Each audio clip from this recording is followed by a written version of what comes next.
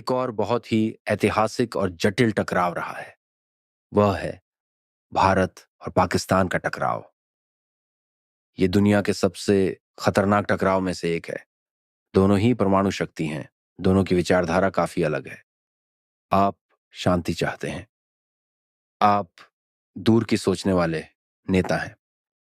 आप भारत पाकिस्तान के बीच दोस्ती और शांति का क्या रास्ता देखते हैं? एक तो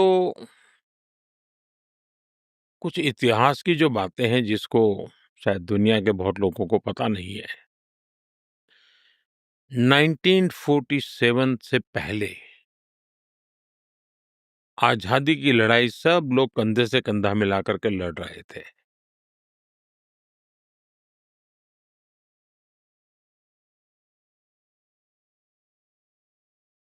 और देश आजादी के लिए आजादी का जश्न मना का इंतजार कर रहा था। उसी समय क्या मजबूरियां रही होगी, वो कई उसके भी पहलू हैं, उसकी लंबी चर्चा हो सकती है। लेकिन उस समय जो भी नीति निर्धारक लोग थे, उन्होंने भारत के विभाजन को स्वीकार किया और मुसलमानों को उनका अलग देश चाहिए तो भाई दे दो, ऐसा। और भारत के लोगों ने सीने पे पत्थर रख के बड़ी पीड़ा के साथ इसको भी मान लिया। लेकिन माना तो उसका परिणाम ही उसी समय ये आया कि लाखों लोग कत्लेआम चला।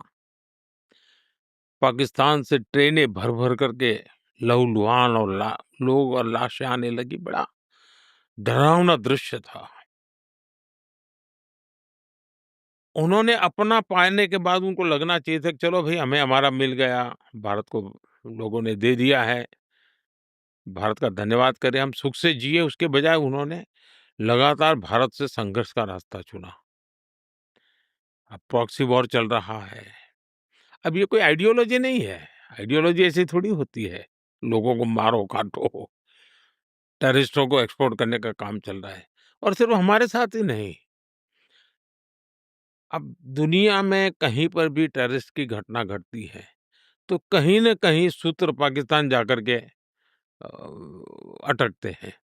अब देखिए 9/11 इतनी बड़ी घटना घटी अमेरिका में, उसका मेन जो सूत्रधार था ओसामा बिन लादेन, वो आखिर में कहाँ से मिला?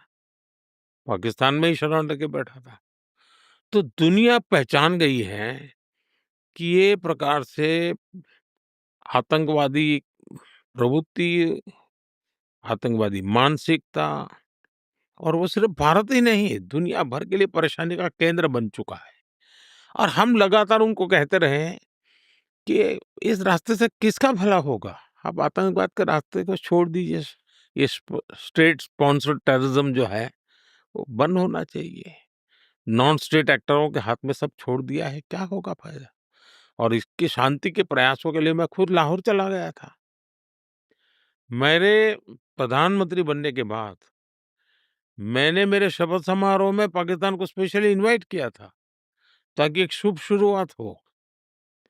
लेकिन हर बार हर अच्छे प्रयासों का परिणाम नकारात्मक निकला। हम आशा करते हैं कि उनको सद्बुद्धि मिलेगी और सुख शांति के रास्ते पर जाएँगे, और वहाँ की अवाम भी दुखी होगी ऐसा मैं मानता हूँ। क्योंकि वहाँ की अवाम भी ये नहीं चाहती होगी कि रोज़मर्रा की ज़िंदगी जिए। इस प्रकार के मार-धाड़, लहू-लुहान, कट क बच्चे मर रहे हैं, जो टेररिस्ट बन कर के आते हैं, उनकी ज़िंदगी तबाह हो जाती है।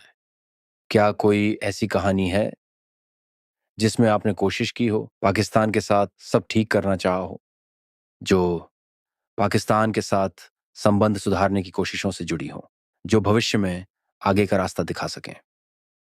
पहली बात है कि संबंध सुधारने की सबसे बड़ा ब्रेक थ्रू था, प्रधानमंत्री बनते ही शपथ समारोह में उनको निमंत्रित करना। ये अपने आप में बहुत बड़ी घटना थी और कई दशकों के बाद हुई थी घटना। और शायद जो लोग मुझे 2013 में सवाल पूछते थे कि मोदी की विदेश नीति क्या होगी? उन सबने जब ये सुना कि मोदी ने सार्क देशों के सभी नेताओं को शपथ समारोह में बुलाया, तो वो चौंक गए थे। और इस निर्णय के इस प्रक्रिया जो हुई थी उसके संबंध में हमारे वो उस वक़्त के राष्ट्रपति प्रणब मुखर्जी साहब, उन्होंने अपनी किताब में जो संस्मरण लिखे हैं, उसमें इस घटना का वर्णन बहुत बढ़िया ढंग से किया है। और सचमुच में भारत की विदेश नीति कितनी स्पष्ट है और कितनी आत्मविश्वास से भरी है, उसके दर्शन हो चुके थे। और भारत शांति के प्रति कितना प्रतिबद्ध है, उसका संदेश दुनिया के सामने साफ-साफ गया था। लेकिन परिणाम सही नहीं मिले। वैसे आपसे एक थोड़ा-सा रोमांचक सवाल पूछना है। भारत या पाकिस्तान में से किसकी क्रिकेट टीम बेहतर है? दोनों टीमों की पिच पर दुश्मनी के चर्चे भी सभी ने सुने हैं और दोनों में जियोपॉलिटिकल तनाव भी है, जिसकी अभी आपने बात की है। स्पोर्ट्स, खासकर क्रिकेट और फुटबॉल, देशों के बीच बेहतर संबंध बनाने और आपसी सहयोग बढ़ाने में कैसी भूमिका निभाते हैं? वैसे जो स्पोर्ट्स हैं, वो पूरे दुनिया में ऊर्जा भरने का काम करते हैं। स्पोर्ट्समैन स्पिरिट दुनिया के अंदर जोड़ने का काम करते हैं। तो मैं स्पोर्ट्स को तो बदनाम होते देखना नहीं चाहूँगा। स्पोर्ट्स को मैं बहुत स मानव की विकास यात्रा का अत्यंत महत्वपूर्ण और खेल-दिल एक रूप में हमेशा समझता हूँ। दूसरा विषय है कि कौन अच्छा, कौन बुरा, अगर खेल की टेक्निक के संबंध में कहे, तो मैं इसका एक्सपर्ट नहीं हूँ। तो टेक्निक जो लोग जानते होंगे वही बता सकते हैं कि किसका खेल अच्छा और कौन खिलाड़ी अच्छे। लेकिन कुछ परिणाम से पता चलता है, जैसे अभी कुछ दिन पहले ही इंडिया और पाकिस्तान के बीच एक मैच हुआ। तो जो परिणाम आया उससे पता चलेगा कि कौन बेटर टीम है, स्वाभाविक पता चलेगा। हाँ, मैंने भी the greatest rivalry India versus Pakistan नाम की सीरीज देखी है, जिसमें कई बेहतरीन खिलाड़ियों और मैचों की बात हुई है। दोनों देशों की ऐसी टक्कर और मुकाबला देखकर अच्छा लगता है। आपने फुटबॉल के बारे में भी बात की है। भारत में फुटबॉल बहुत पॉपुलर है। तो एक और मुश्किल सवाल, आपका फुटबॉल का सबसे पसंदीदा खिलाड़ी कौन है? हमारे पास मेसी, पेले, मैराडोना, क्रिस्टियानो रोनाल्डो, जिदान जैसे नाम हैं। आपको आज तक का सबसे महान फुटबॉल खिलाड़ी कौन लगता है? ये बात सही है कि भारत का बहुत सारा क्षेत्र ऐसा है कि जहाँ फुटबॉल अच्छी तरह खेला जाता है और फुटबॉल की हमारे महिलाओं की टीम भी अच्छा काम कर रही है, पुरुषों की टीम भी अच्छा काम कर रही है। लेकिन अगर पुरानी बातें हम कहें 80s के कालखंड की, तो मैराडोना का नाम हमेशा उभर करके आता है। हो सकता है कि उस जनरेशन के लिए वो एक हीरो के रूप में देखे जाते हो, और आज की जनरेशन को पूछोगे तो वो मेसी की बात बताएंगे। लेकिन मुझे एक और इंटरेस्टिंग घटना आज याद आ रही है, आपने पूछा तो। हमारे यहाँ मध्य प्रदेश करके एक स्टेट है सेंट्रल पार्ट ऑफ इंडिया में।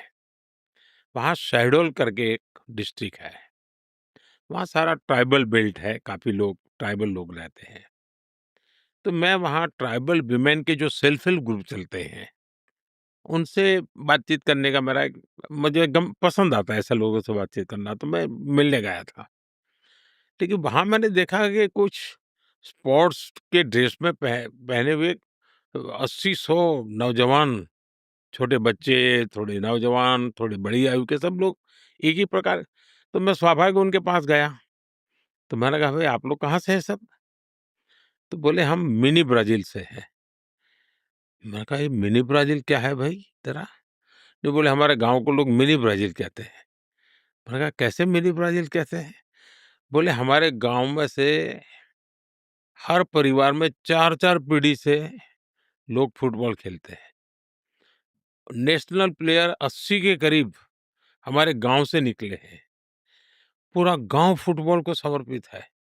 और वो कहते हैं कि हमारे गाँव का एनुअल मैच जब होता है, तो 20-25 हज़ार दर्शक आसपास के गाँव से लोगों से आते हैं। तो भारत में फुटबॉल का जो इन दिनों क्रेज़ बढ़ रहा है, मैं उसके शुभ संकेत मानता हूँ, क्योंकि टीम स्पिरिट भी पैदा करता है। हाँ, खेल की टेक्निक के संबंध में कहे, तो मैं इसका एक्सपर्ट नहीं हूँ। तो टेक्निक जो लोग जानते होंगे वही बता सकते हैं कि किसका खेल अच्छा और कौन खिलाड़ी अच्छे हैं। लेकिन कुछ परिणाम से पता चलता है, जैसे अभी कुछ दिन पहले ही इंडिया और पाकिस्तान के बीच एक मैच हुआ। तो जो परिणाम आया उससे पता चलेगा कि कौन बेटर टीम है, स्वाभाविक पता चलेगा। हाँ, मैंने भी the greatest rivalry India versus Pakistan नाम की सीरीज देखी है, जिसमें कई बेहतरीन खिलाड़ियों और मैचों की बात हुई है। दोनों देशों की ऐसी टक्कर और मुकाबला देखकर अच्छा लगता है। आपने फुटबॉल के बारे में भी बात की है। भारत में फुटबॉल बहुत पॉपुलर है। तो एक और मुश्किल सवाल, आपका फुटबॉल का सबसे पसंदीदा खिलाड़ी कौन है? हमारे पास मेसी, पेले, मैराडोना, क्रिस्टियानो रोनाल्डो, जिदान जैसे नाम हैं। आपको आज तक का सबसे महान फुटबॉल खिलाड़ी कौन लगता है? ये बात सही है कि भारत का बहुत सारा क्षेत्र ऐसा है कि जहाँ फुटबॉल अच्छी तरह खेला जाता है और फुटबॉल की हमारे महिलाओं की टीम भी अच्छा काम कर रही है, पुरुषों की टीम भी अच्छा काम कर रही है। लेकिन अगर पुरानी बातें हम कहें 80s के कालखंड की, तो मैराडोना का नाम हमेशा उभर करके आता है। हो सकता है कि उस जनरेशन के लिए वो एक हीरो के रूप में देखे जाते हो, और आज की जनरेशन को पूछोगे तो वो मेसी की बात बताएंगे। लेकिन मुझे एक और इंटरेस्टिंग घटना आज याद आ रही है, आपने पूछा तो। हमारे यहाँ मध्य प्रदेश करके एक स्टेट है, सेंट्रल पार्ट ऑफ इंडिया में। वहाँ शहडोल करके एक डिस्ट्रिक्ट है। वहाँ सारा ट्राइबल बेल्ट है, काफ़ी लोग ट्राइबल लोग रहते हैं।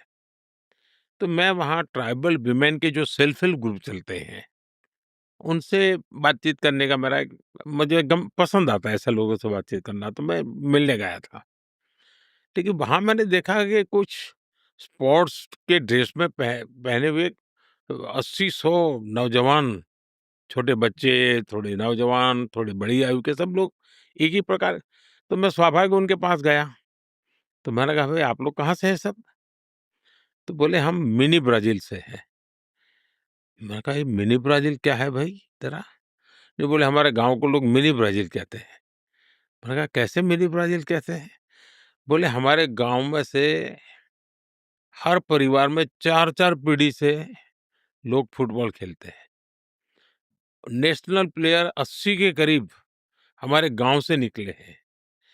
पूरा गाँव फुटबॉल को समर्पित है, और वो कहते हैं कि हमारे गाँव का एनुअल मैच जब होता है, तो 20-25 हज़ार दर्शक आस-पास के गाँव से लोगों से आते हैं। तो भारत में फुटबॉल का जो इन दिनों क्रेज़ बढ़ रहा है, मैं उसके शुभ संकेत मानता हूँ, क्योंकि वो टीम स्पिरिट भी पैदा करता है।" हाँ, फुटबॉल उन बेहतरीन खेलों में से एक है, जो न सिर्फ भारत, बल्कि पूरी दुनिया को एकजुट करता है और इससे किसी भी खेल की ताकत का